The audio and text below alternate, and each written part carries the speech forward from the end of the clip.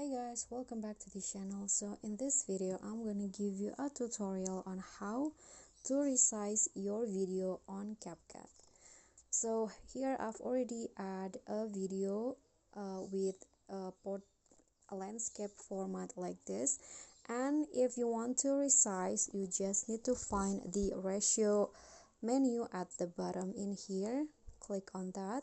So let's say I want to change the resize it into a square video. You can just click on the one by one in here, and then here you can see that there is a space in between the video and also the top and the bottom of the canvas. You can just resize it by zooming in, so just by pinching the clip like this, zoom in the clip so that it fits the canvas like this.